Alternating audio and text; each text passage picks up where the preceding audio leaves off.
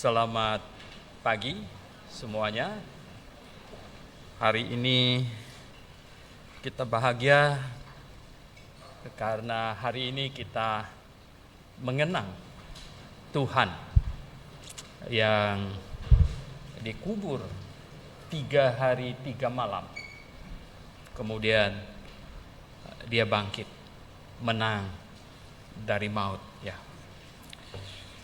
Tetapi kita semua satu persatu akan mati. Namun kita yakin karena Tuhan bangkit, maka kita pasti juga bangkit. Amin semuanya. Ini minggu yang dimana saya sangat sedih. Hari Jumat, hari apa? Bukan hari Kamis, Selasa waktu Firman meninggal, ya. Selasa, ya. Salah seorang alumni yang baik, ya. Sebenarnya dia jenius, ya. Betul, dia jenius. Dia bisa belajar komputer sendiri, sampai servis komputer, sampai apa, untuk bertahan hidup. Dan terakhir sebenarnya dia mendaur ulang cara bagaimana mengelola emas, bagaimana emas bisa di ini, segala macam. Ya, bahkan banyak orang sudah panggil dia profesor, belajar sendiri semuanya.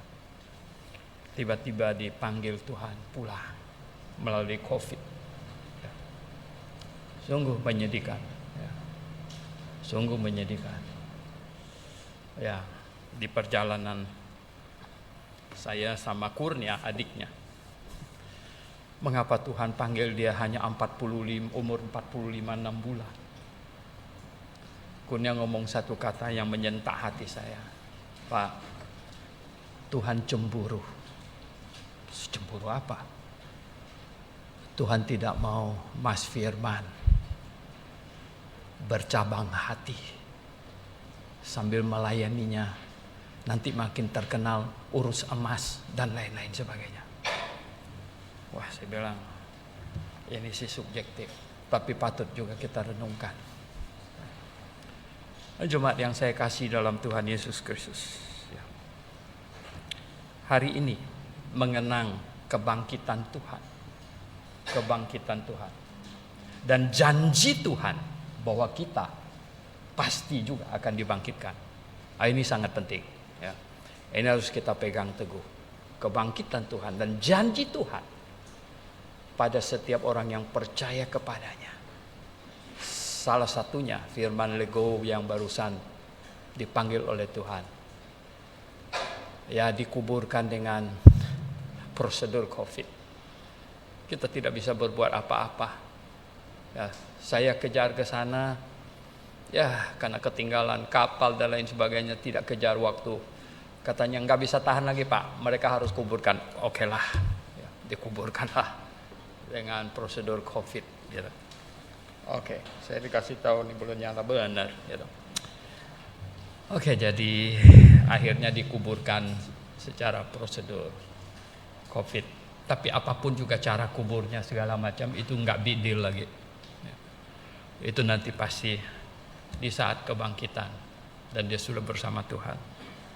Ya, tinggal kita yang sekarang yang masih hidup merenungkan segala sesuatu yang masih ada, yang kita hadapi tiap-tiap hari.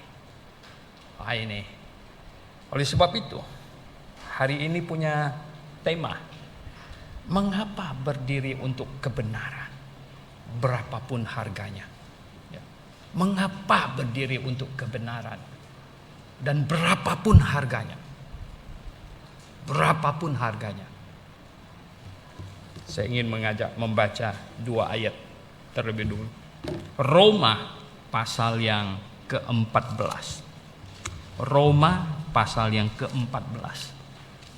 Ayat 8 dan 9. Roma pasal 14 ayat 8 dan 9. Roma pasal 14 ayat 8 dan 9 kita baca bersama-sama. 1, 2, 3. Sebab jika kita hidup untuk Tuhan. Dan jika kita mati untuk Tuhan. Jadi baik hidup atau mati, kita adalah milik Tuhan. Sebab untuk itulah Kristus telah mati dan hidup kembali supaya ia menjadi Tuhan baik atas orang-orang mati maupun atas orang-orang hidup. Oke, kita berdoa. Bapa Sorgawi, terima kasih untuk kasih karuniamu yang amat sangat, yang melampaui apapun, yang telah menyelamatkan kami, yang telah meliputi hidup kami. Terima kasih Tuhan. Dengan demikian, kami apapun yang terjadi pada kami, hidup atau mati, kami pasti akan bersamamu. Karena kami percaya kepada Juru Selamat yang hidup, yang bangkit dari kematian. Hari ini kami sangat mengenang. Terima kasih Bapa Surgawi. Pimpin kami di dalam merenungkan kebenaran firman-Mu. Dalam nama Tuhan Yesus Kristus kami berdoa. Amin. Jemaat yang saya kasih dalam Tuhan, mengapa berdiri untuk kebenaran? Mengapa kita berdiri teguh untuk kebenaran? Whatever the price, apapun harganya, berapapun harganya. Mengapa? Sebelumnya, saya ingin bacakan kepada Anda beberapa kisah.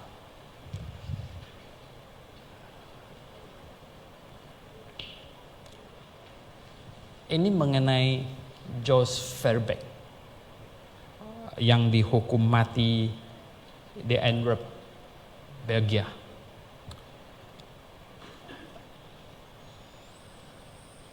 Di sini dikatakan, ini terjadi pada tanggal 7 Juni 1561. Ya, 1561. Jadi pada tanggal 9 Juni Verbeek diizinkan untuk memberikan pembelaannya. Ia dengan bebas mengakui imannya dan juga jabatannya yang lantas diolok-olok oleh sang Margrave dan orang-orangnya. Verbeek disiksa dengan kejam. Meskipun demikian, Allah menjaga bibirnya untuk tidak memberikan informasi tentang orang-orang lainnya, walaupun ia diperlakukan dengan begitu kejam sehingga tulang-tulangnya patah. Mereka menyiksanya untuk tahu siapa saja kaum Anabaptis yang perlu mereka tangkap. Tapi dia tidak sebut satu nama pun sampai tulang-tulangnya dipatahkan. Ya. 2 kali dalam 4 hari ia diletakkan di rak penyiksaan. Rak penyiksaan itu diikat kaki tangan segala macam, dia tarik sehingga itu sendi-sendi lepas. Ya. Dengan ia didera hingga darahnya mengalir. Dengan sabar ia menanggung semua itu.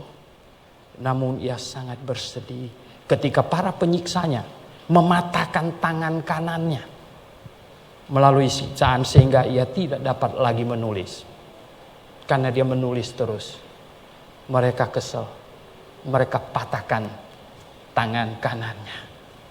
Mengakui imannya, baptisannya dan doktrinnya, dan tidak diizinkan untuk berbicara lebih banyak lagi. Verbeek mendengar putusan hukuman dijatuhkan. Dia berbicara kepada orang-orang, saudara-saudara sebangsaku yang kukasihi, aku telah tinggal di sini 11 tahun dan tidak seorang pun dapat memberikan keluhan tentang aku, karena aku tidak berbuat salah kepada siapapun dan hidupku dan pengajaranku sejalan dengan firman Tuhan. Itu benar, seru seorang saudara. yang ketika didengar oleh para polisi, mereka bangkit untuk mencari tahu siapa yang berseru, tetapi mereka tidak menemukannya. Jos Verbeek berkata, ia yang membebaskan Daniel dari sebuah singa juga akan menjagaku, karena aku menderita bukan karena aku berbuat jahat, tetapi karena nama Tuhan. Itu benar, teriak seorang saudara. Yang lain berteriak, jadilah seorang pemberani saudara, dan seterusnya. Kemudian dia dibakar hidup-hidup. The Entrup, Belgium, 1561. Dahsyat sekali. Yang lebih hebat lagi adalah Jacob Deutsch. Jacob Deutsch itu di 17 Maret, renungan di 17 Maret. Katanya, waktu mereka mau tangkap dia lari, dia lari. Kemudian mereka berhasil menangkap dia. Dan bukan cuma dia, kedua anak lakinya juga ditangkap.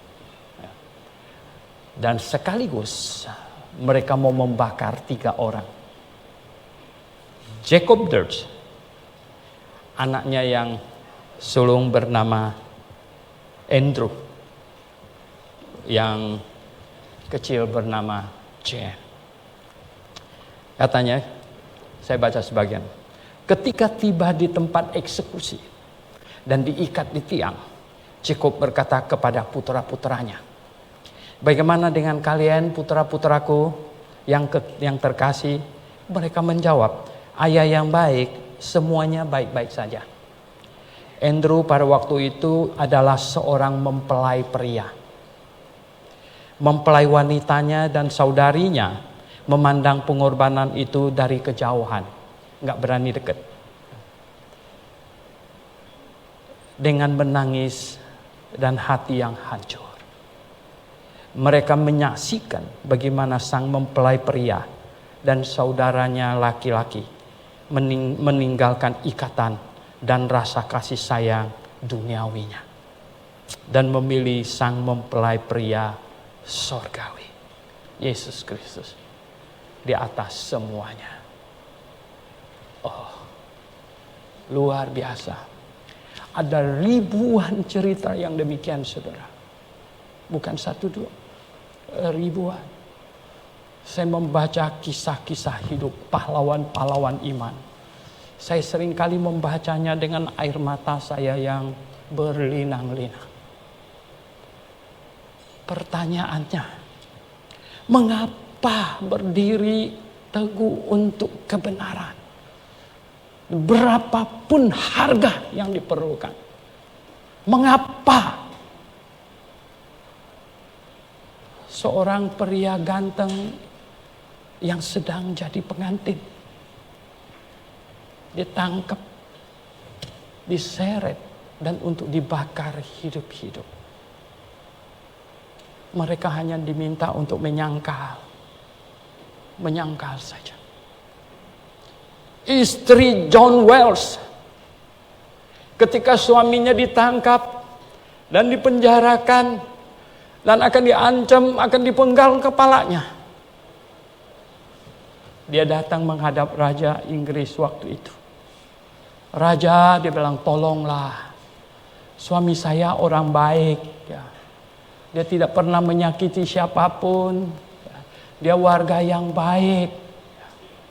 Apa kata raja? Oke, saya kasih dia, suruh dia pulang dengan kamu.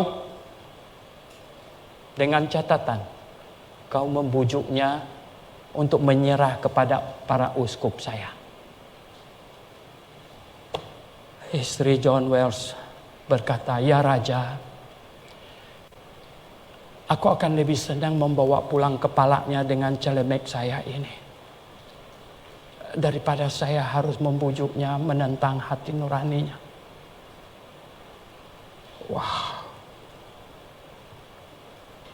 Dengan jawaban yang demikian, Bapak Ibu Saudara yang saya kasih dalam Tuhan, saya akan sorga bergetar dan neraka juga bergetar.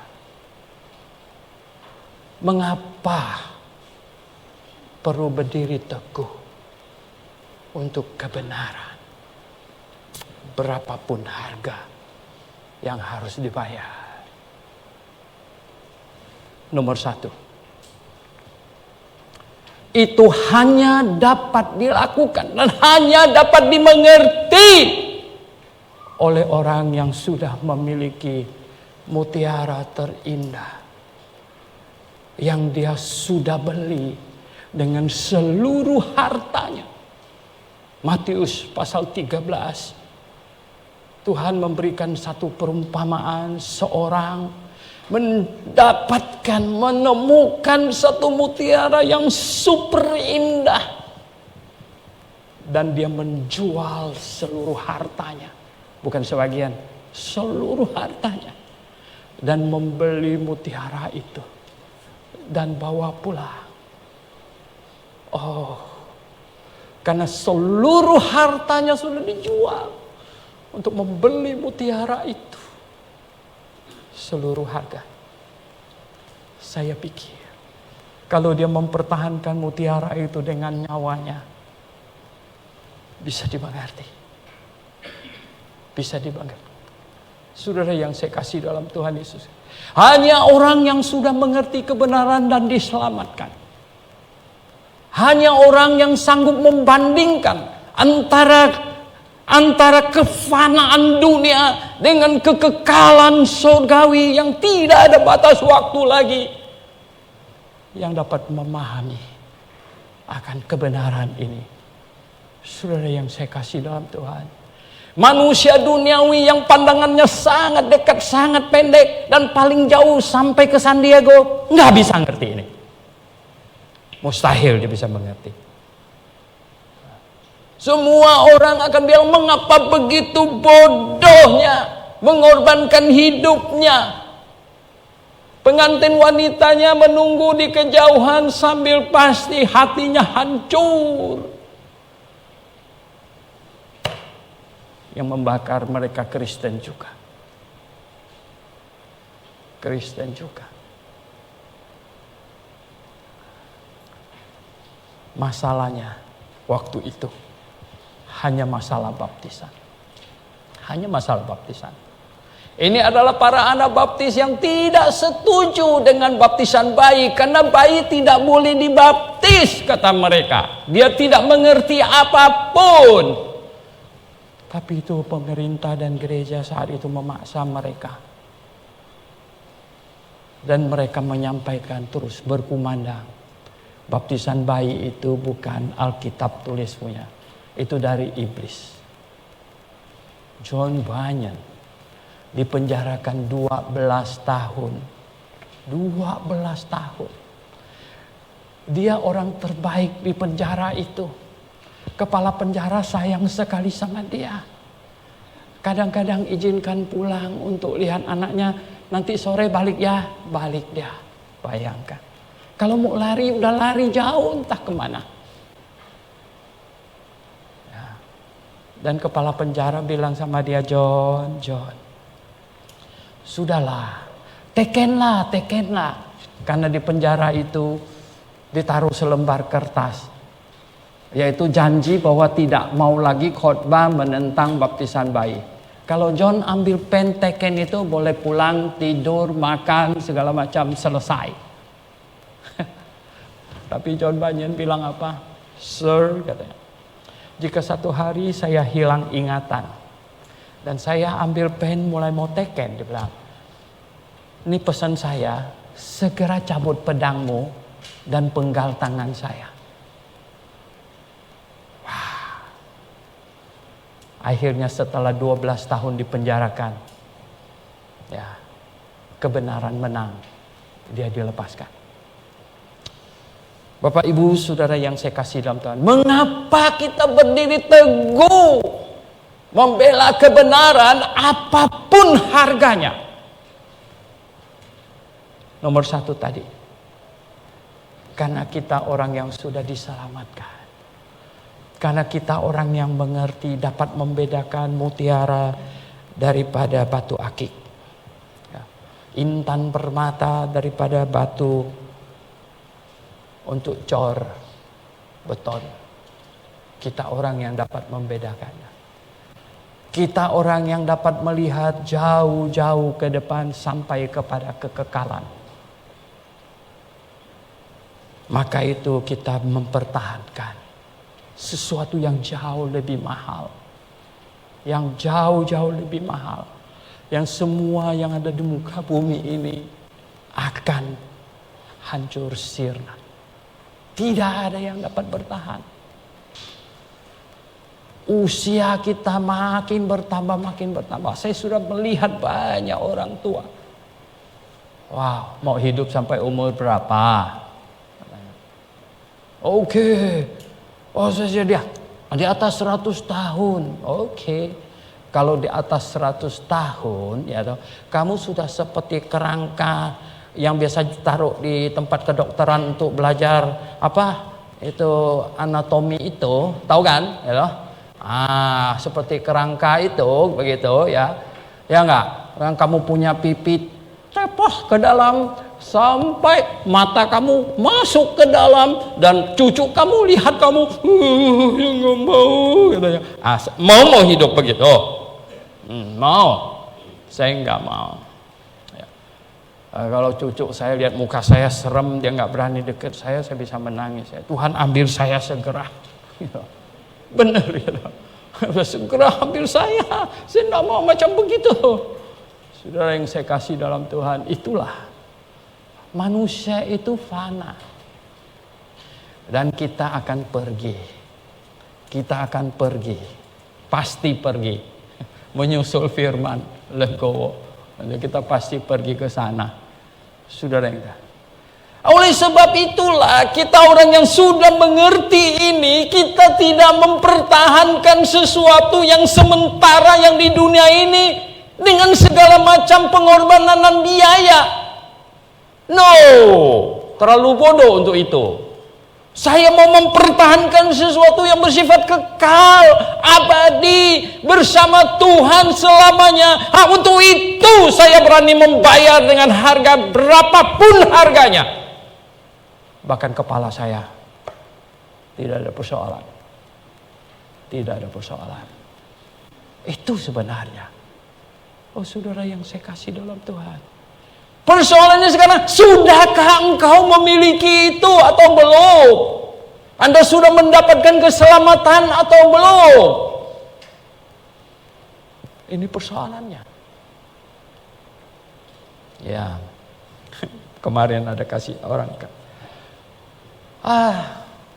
dia bilang kepada saya di WA saya, sebenarnya dari Jawa Timur, Pak, mengapa hati saya gelisah terus katanya? Saya kok tidak punya ketenangan. Saya balas dia singkat saja, sangat mungkin kamu belum lahir baru. Dia orang Kristen. Tapi Pak, dia bilang, saya sudah percaya Yesus Tuhan dan Dia Juru Selamat. Saya balas dia. Saya bilang, kamu tahu nggak? Iblis percaya Yesus itu Tuhan. Dia tahu persis.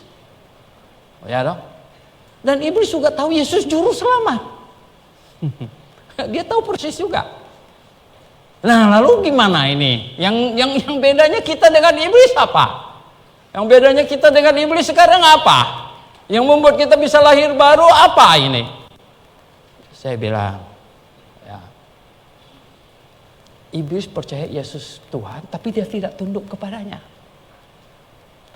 Iblis percaya Yesus Juru Selamat, tetapi bukan menyelamatkan dia. Dan dia tidak tahu, ya. Dan banyak orang tahu Yesus Juru Selamat. Tahu Yesus Juru Selamat. Tahu. Karena itu sudah pengetahuan, sudah umum di mana-mana. Semua Yesus Juru Selamat. Yesus Juru Selamat. Semua orang tahu. Tapi bagaimana dia menyelamatkan kamu? Bagaimana dia menyelamatkan kita? Saya bilang, nomor satu, orang yang akan diselamatkan oleh Tuhan adalah orang yang mengaku dirinya sudah salah, berdosa, dan menyesal.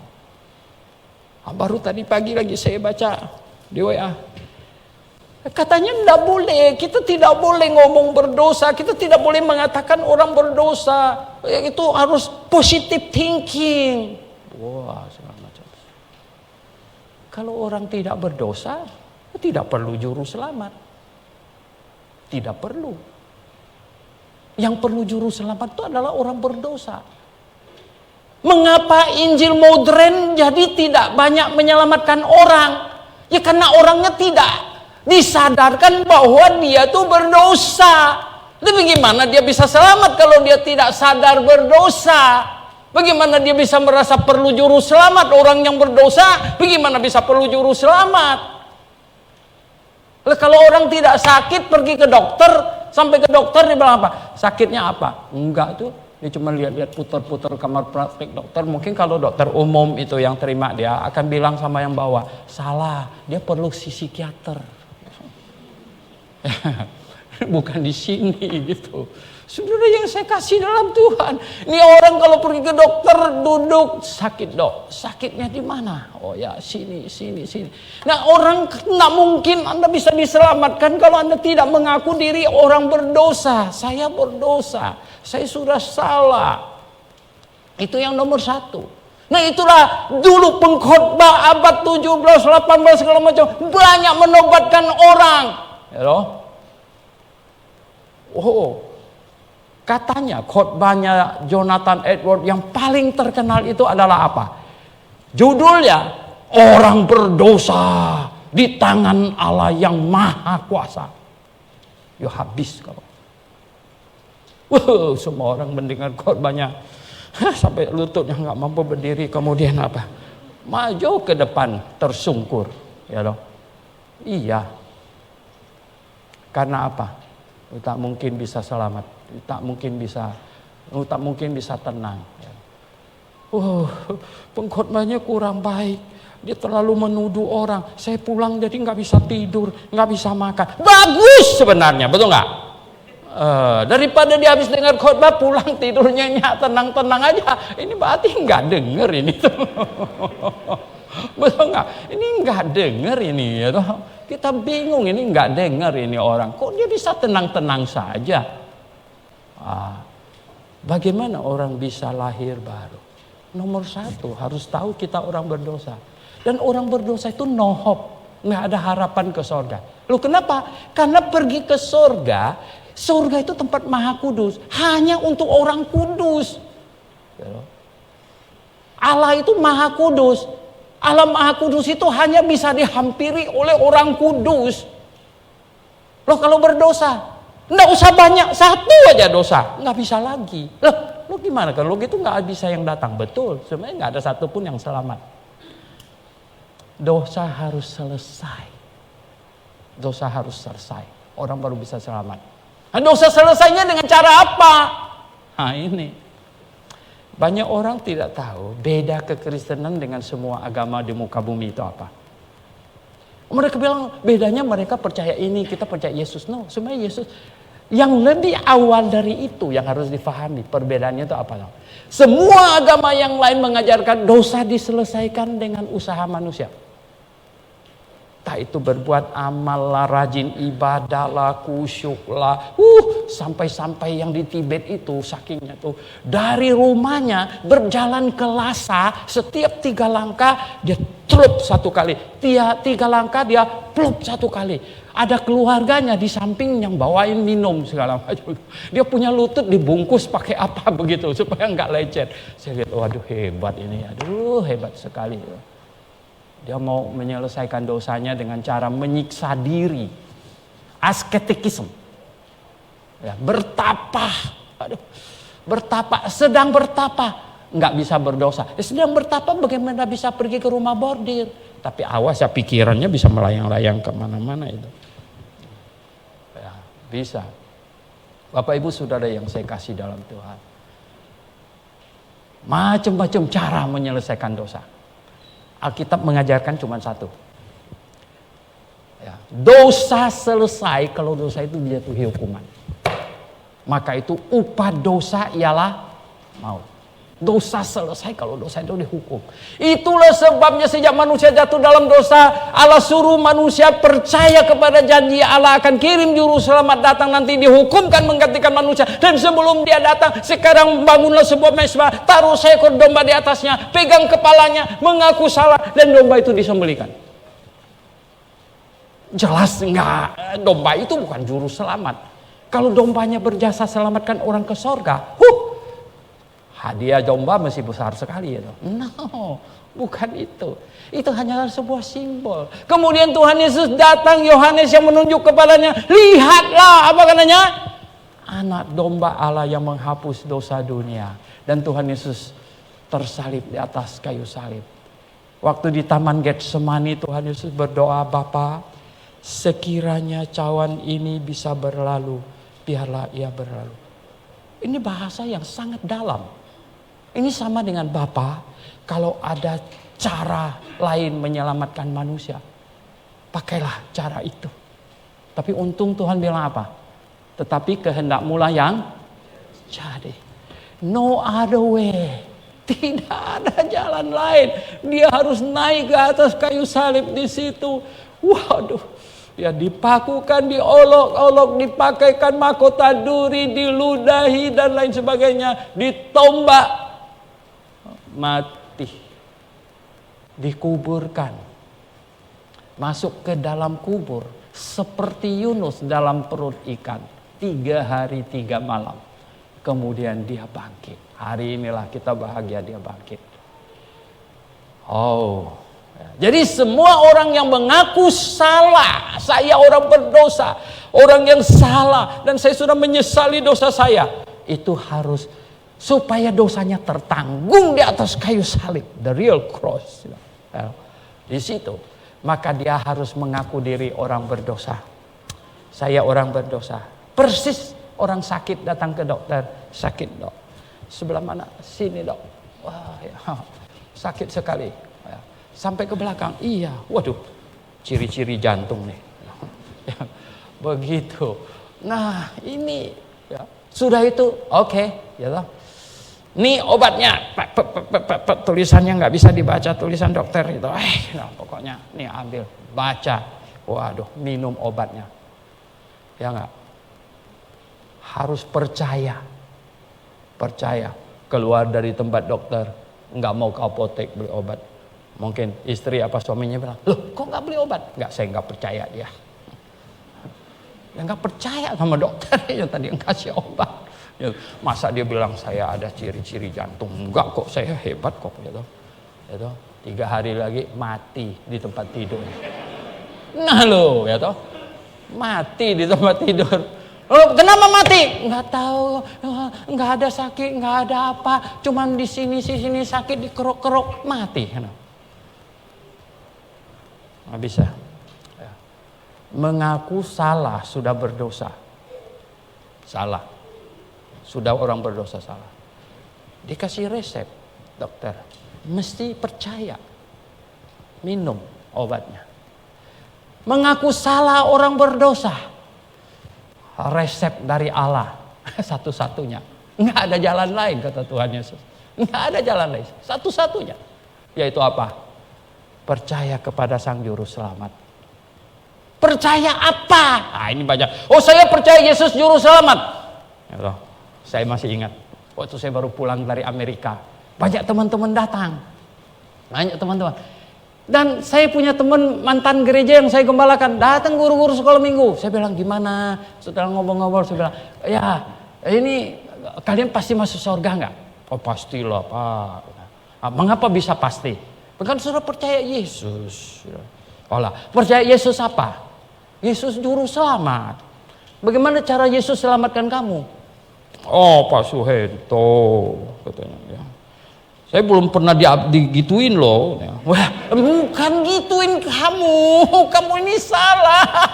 Ya, saya mau supaya imanmu jadi benar gitu ya. Bagaimana cara Yesus selamatkan kamu?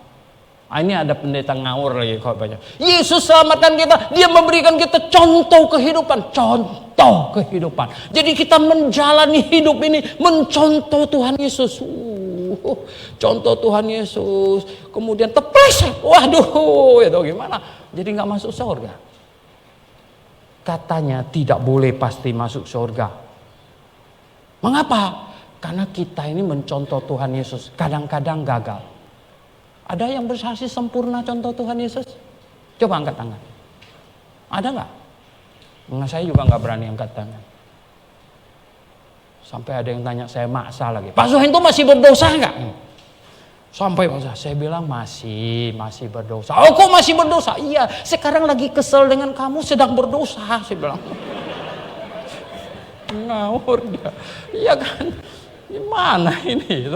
Ya bagaimana kita bisa nggak berdosa di muka bumi ini, betul nggak?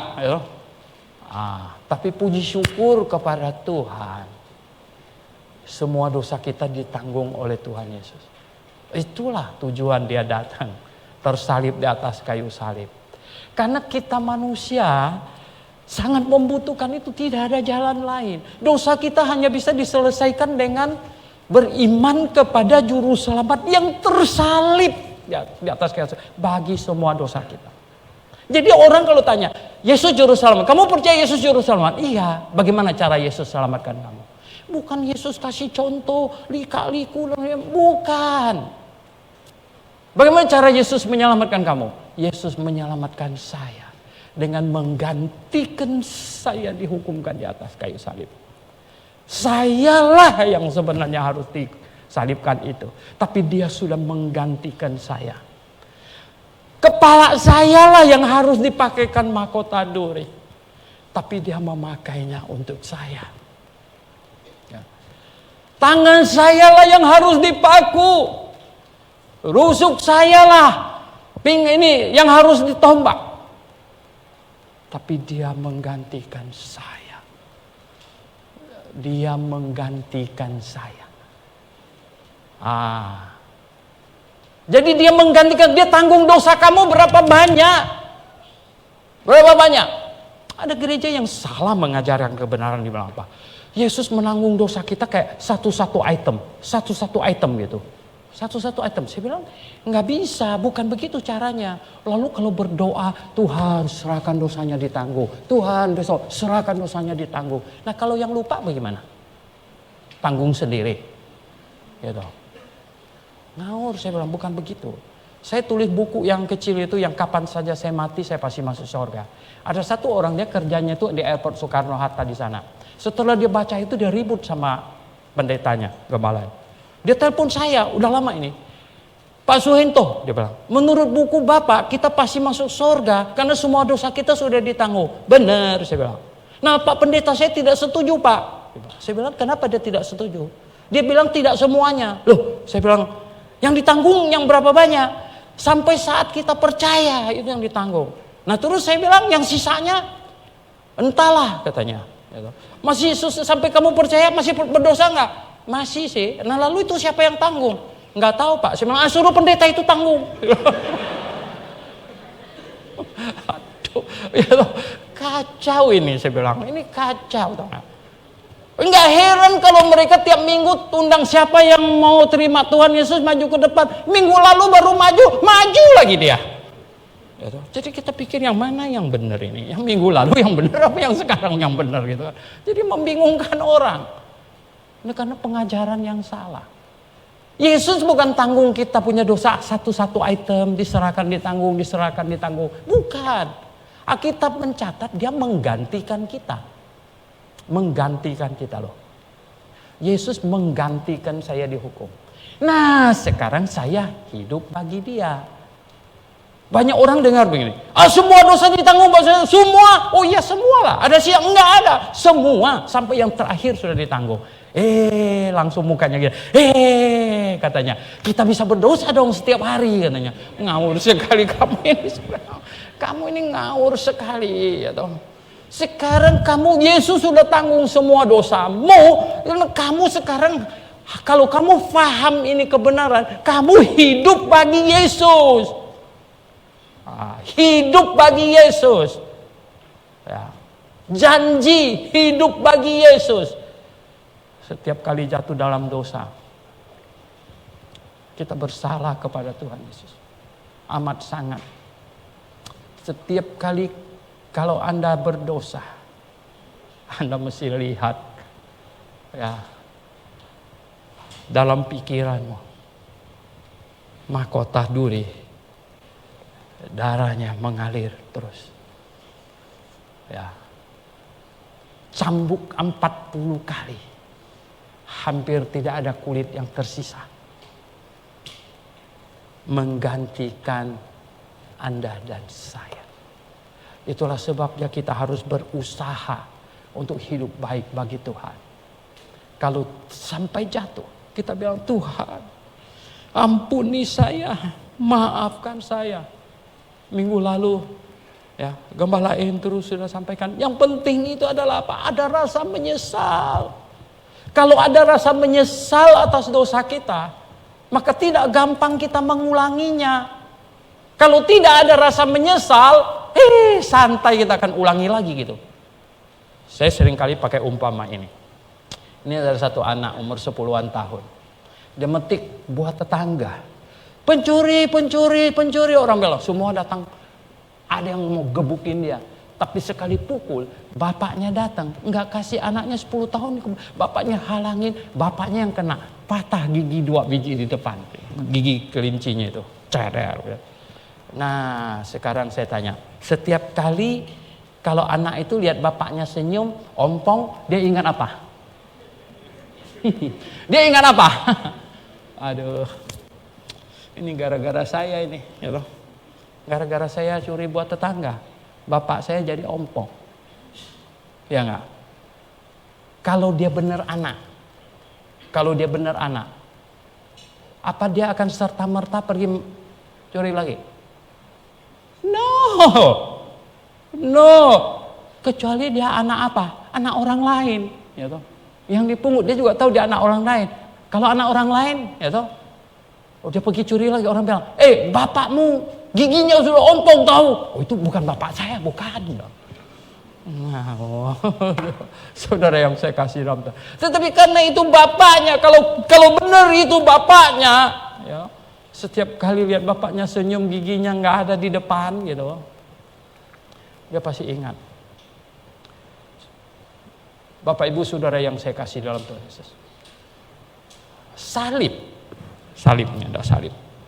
Ya, itu yang besar. Ini 5 orang nggak angkat nih, karena jati ya, nggak main-main nih. 5 orang nggak bergerak. Ya. Tapi ini yang kecil taruh di sini. Start awalnya ini bukan sesuatu yang indah. Ini tempat di mana orang dihukum mati kok. Ini tempat yang mengerikan. Ibarat kalau sekarang di Amerika itu kursi listrik. Ya. Ini pasti orangnya sinting kalau sekarang kursi listrik digantung modelnya gitu dipakein kalung gitu. Semua orang bilang, "Oh, itu sinting tuh." Dia mau ngenang siapa yang dimatikan dengan setrum itu. Kenapa salib hari ini jadi indah? Karena juru selamat di situ mati. Dan murid-muridnya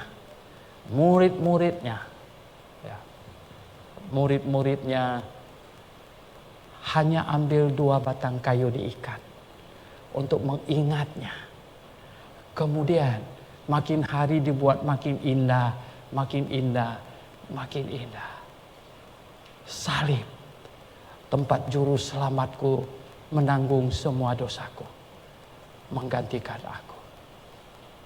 Nah, kebenaran ini sudah engkau miliki belum? Kalau sudah, bisa engkau buang demi menyelamatkan kepalamu? No, saya tidak. Oke, itu poin 1. Wah, poin 1 mau habis waktunya. Sudah yang saya katakan. Poin 2 sekarang. Mengapa kita harus berdiri teguh membela kebenaran? Berapapun ongkosnya, biayanya. Mengapa? Yang kedua, adalah demi anak cucu kita. Demi anak cucu kita. Oh kok? Jawaban, oh iya. Kalau tidak ada orang yang berdiri teguh membela kebenaran dengan sedemikian rupa seperti Josh Dirk, seperti John Wells punya istri, seperti John Bunyan, seperti banyak lagi ribuan. Hari ini tidak ada lagi gereja yang benar berdiri. Tidak ada. Tapi syukur kepada Tuhan ada mereka. Darah mereka tercurah tidak percuma. Tuhan Yesus duluan mati di atas kayu salib menanggung semua dosa kita. Dan kebenaran ini dipertahankan dari satu generasi ke generasi berikut dan seterusnya. Kalau tidak ada lagi Injil yang benar, kebenaran di muka bumi ini, apalah guna kau melahirkan anak nanti masuk ke neraka? Ingat pernyataan Tuhan Yesus tentang Yudas. Apa katanya? Lebih baik dia tidak dilahirkan. Lebih baik dia tidak dilahirkan. Oh, Bapak Ibu yang saya kasih dalam Tuhan Yesus, banyak orang lupa akan kebenaran ini. Bahwa gini, keputusan kamu hari ini mungkin tidak mempengaruhi kakekmu dan kakek buyutmu. Mereka sudah tidak ada. Bagaimana mempengaruhi mereka lagi? Tapi keputusan kamu hari ini mempengaruhi siapa? Anakmu, cucumu, dan seterusnya. Keputusanmu tidak pengaruhi kakekmu. Dia sudah aman di sorga atau di neraka. Sana, nggak bisa digangguin lagi. Tapi keputusanmu sekarang ini mempengaruhi anakmu, cucumu, dan seterusnya. Di antara begitu banyak ibu-ibu yang berhikmat. Mama saya sangat pintar, dia berhikmat. Dia mau supaya anak-anaknya semua percaya Tuhan, mengasihi Tuhan. Mamanya Simu sekarang sakit keras di Pontianak. Dia juga sangat berhikmat, mau semua anak-anaknya ayo pergi ke gereja, suruh mereka pergi ke gereja. Tahu nggak? Satu ibu lagi, namanya Ibu Bong Kui Fa. Waktu itu saya jadi gembala di GKJ, kira-kira tahun 90. Itu berarti 31 tahun yang lalu. Dia sudah bosen di Sunter ini, sewa rumah, jatuh tempo, pindah. Akhirnya walaupun tidak banyak uang, tapi dia mau kredit rumah di Tangerang. Dia mau kredit rumah, ketika hampir jadi kredit rumah, dia datang sama saya. Liao Mo Se, saya mau beli rumah di Tangerang, mau kredit KPR. Saya mau minta Liao Mo Se janji sama saya. Saya bilang janji apa? Saya pikir mau saya yang cicil gitu gimana. Dia bilang, saya minta Liao Mo Se janji sama saya. Saya baru mau jadi, dia bilang. Saya bilang janji apa, Ibu? Saya mau Liao Mo Se janji, dia bilang. Kalau saya jadi pindah ke sana, apapun yang terjadi, berapapun sulitnya, harus bikin rumah di gereja di rumah saya, start di situ. Saya bilang apa? Saya tidak mau anak cucu saya, dia bilang, besar tidak ada gereja, tidak ada yang benar. Wow. Saya lihat dia, saya bilang, saya janji. Anda tahu banyak orang mau pindah kemana, yang dicari nomor doa, ada mall nggak? Mungkin ada apa lagi? Rumah sakitnya dekat nggak? Mungkin ada yang salonnya dekat nggak? Salon lagi, dia pikir rambutnya gitu. Dan. Yang ibu ini paling penting, ada gereja yang benar. Makanya saya janji.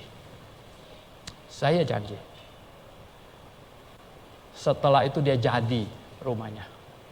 Saya karena sudah janji, waktu itu sih masih muda. Ya. Selesai kebaktian di sini Sunter, naik motor kebut ke sana jalan mau itu ya toh. Dan pulang lagi masih ada kebaktian jam 7 di sini. Di sana kita jam 4 gitu. Selesai jam 5 lewat gitu. Waktu muda naik motornya kayak melayang gitu, nggak nyentuh tanah lagi gitu. Aduh, saudara yang saya kasih dalam Tuhan, saya harus memenuhi janji saya sama dia. Dan tahukah Anda, berdiri 2 gereja dari rumah dia. Akhirnya, sungguh, satu sekarang sedang digembalakan oleh adiknya, Simo. Satu lagi yang GKJ punya, masih tetap. Saudara yang saya kasih, saya janji sama dia. Banyak orang tidak ambil pusing dia mau tinggal di mana. Padahal, hal kecil mau pindah kemana itu urusan besar. Banyak orang tanya sama saya, Pak Suwento, ini orang yang di hutan soalnya tidak dengar Injil, mereka masuk surga enggak? Mana bisa? Yang menyelamatkan itu cuma Injil yang benar. Kalau di hutan yang enggak dengar Injil enggak bisa masuk surga. Loh kalau gitu siapa yang salah dong? Saya bilang kenapa mereka bisa ada di hutan? Itu kan nomor 1 penting ini. Ya enggak? Coba sekarang saya kasih nama. Ayo sekarang nih, ya toh. Nama 1 orang. Siapa dah gitu ya toh. Anton sama ya Tuti gitu ya enggak. Orang Kristen, ya enggak. Lalu karena di Indonesia ini gajinya kecil, lalu ada tawaran kerja di Arab Saudi. Gajinya berapa? 20 juta sebulan. Waduh, tergiur. Di Indonesia UMR saja berapa kan ya toh? Walah, ya udah pergi sana ya toh. Berdua ya toh. Ya yang enggak ada gereja di sana, betul enggak? Ya toh. Lama lahir anaknya. Wah, anaknya kalau dikasih nama Christine nanti susah sekolahnya, betul enggak? Lalu kasih nama apa? Aminah aja gitu. Udah. Jadilah ya toh. Anaknya namanya Aminah. Ya enggak? Aminah makin besar, makin sekolah, pakai apa, ya toh, kerudung segala macam. Pacarannya sama siapa? Ya. Pacaran sama siapa kira-kira? Sama Abdullah. Sudah pasti itu. Waduh. Bapaknya sudah tidak begitu pusing. Wah, akhirnya mereka ya toh, Aminah pun menikah dengan Abdullah. Lahirlah cucunya, anak laki. Kasih nama apa? Osama.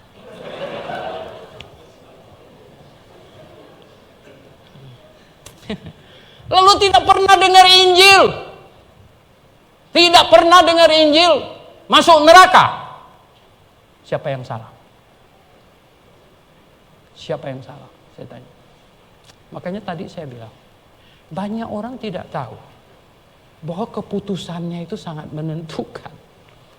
Yang di depan. Yang di depan. Karena anak saya bagus-bagus dua-dua.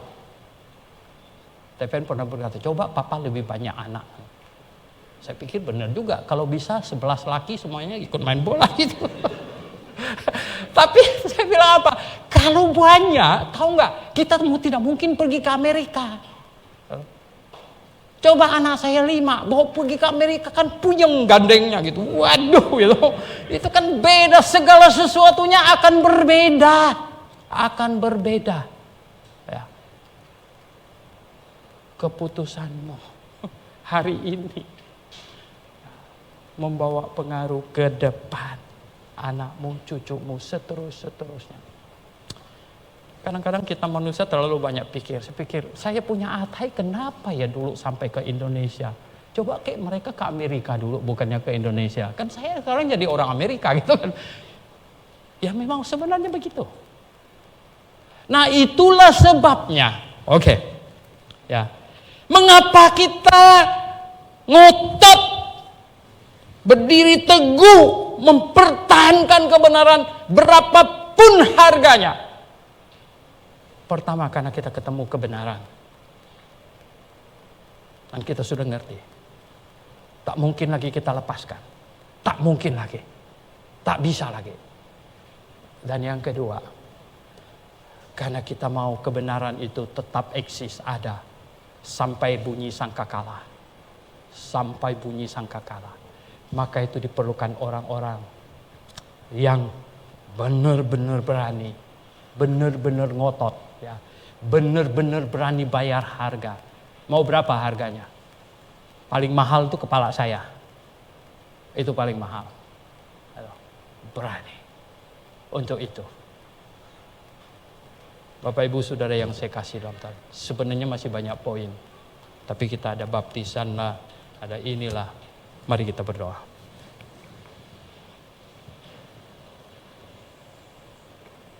Mari kita renungkan. Poin 1. Apakah Anda sudah memiliki mutiara itu yang Tuhan katakan? Apakah Anda sudah memiliki atau belum? Kalau belum, Anda sebaiknya jangan pulang tanpa membawa mutiara itu. Karena itu keselamatan jiwamu yang Tuhan umpamakan dengan mutiara itu. Keselamatan jiwamu. Katakan kepada Tuhan, saya orang berdosa. Saya orang berdosa. Dan saya menyesal atas dosa saya. Dan katakan kepada Tuhan, terima kasih Tuhan Yesus. Engkau dihukumkan menggantikan saya. Engkau dihukumkan menggantikan saya. Tidak ada hadiah yang lebih besar dari itu. Tidak ada anugerah yang lebih besar dari itu. Yaitu Yesus Kristus dihukumkan menggantikan kita. Betapa menderitanya dia. Tetapi puji Tuhan, dia bangkit. Dan dia garansi setiap orang yang percaya kepadanya. Percaya apa? Percaya bahwa dia dihukumkan bukan karena dia buat kejahatan. Bukan karena dia melakukan hal yang salah. Dia dihukumkan karena kita. Karena kita. Karena Anda. Karena saya. Dia dihukumkan. Dan kebenaran ini harus engkau fahami, hayati, dan simpan terus di dalam hatimu. Bahwa sekarang Anda hidup bagi Tuhan. Dia mati bagimu. Dan kamu hidup baginya. Ketahuilah. Semua tingkah lakumu. Itu mempengaruhi hati Tuhan. Dia senang, dia bahagia, atau dia sedih. Dia sedih karena engkau tidak berjuang untuk menyenangkannya, hidup baginya. Kita harus demi mengasihinya, karena dia terlebih dahulu mengasihi kita. Maka kita mau hidup bagi dia. Selama engkau hidup bagi Tuhan. Kalau jatuh, mengaku salah dan menyesal. Dan bangkit. Kemudian berusaha untuk hal yang lebih baik. Berusaha untuk menjadi lebih baik. Adakah hari ini orang yang mau berkata, hari inilah saya diselamatkan. Hari inilah saya mengaku saya orang berdosa. Dan hari inilah saya mengaminkan Yesus dihukumkan menggantikan saya. Anda boleh angkat tangan kalau ada. Kalau ada. Kalau tidak ada, mungkin sudah semuanya.